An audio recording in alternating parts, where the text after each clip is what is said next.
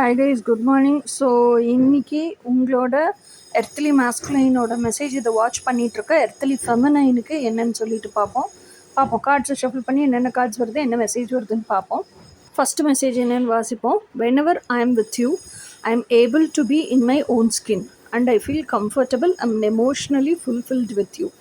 So நான் எப்போ உன் கூட இருந்தாலும் எனக்கு ரொம்ப கன்வீனியண்ட்டாக இருக்குது, ரொம்ப கம்ஃபர்டபுளாக இருக்குது, நானாக இருக்க முடியுது. என்னோடய ஓன் இதுதான் இயல்பு. நான் எதுக்காகவும் ஒரு மாஸ்க் போட வேண்டியதில்லை, எதுக்காகவும் நடிக்க வேண்டியதில்லை. நான் என்னுடைய இயல்புலேயே இருந்துக்கலாம் அப்படிங்கிற அளவுக்கான அந்த ஒரு கம்ஃபர்ட்னஸ் இருக்குது. அதுவே எனக்கு ரொம்ப எமோஷ்னலி ஃபுல்ஃபில்லிங்காக இருக்குது.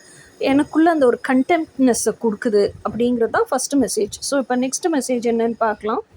All along this journey of me coming towards you to meet you, there has been lots of transformation in my life and I'm becoming my better version.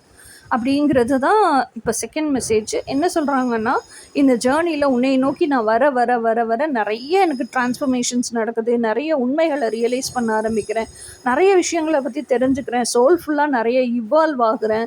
அதனால் நிறைய இன்னும் நான் இப்போ யாராக இருக்கிறேனோ அதுலேருந்து இம்ப்ரூவ்ட் வெர்ஷன் சொல்லிட்டு என்னோட பெட்டர் வெர்ஷன் ஆகிட்டே சோல்ஃபுல்லாக மேலே மேலே அசண்ட் ஆகி போய்கிட்டே இருக்கிறேன் அப்படிங்கிறதா ரெண்டாவது message.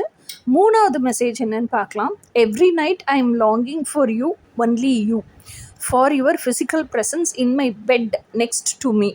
I miss our physical emotional intimacy, hugs and நான் வாசிச்சதுலேருந்தே மூணாவது மெசேஜ் புரிஞ்சிருக்கோம். ஸோ இதுதான் இன்றைக்கான 3 மெசேஜஸ் உங்கள் எர்த்லி மாஸ்குலைன் உங்களுக்கு இன்ஃபார்ம் பண்ணியிருக்காங்க. இனி நாளைக்கு மெசேஜஸ் என்னென்னு நாளைக்கு பார்க்கலாம். அன்டில் தென், பாய்.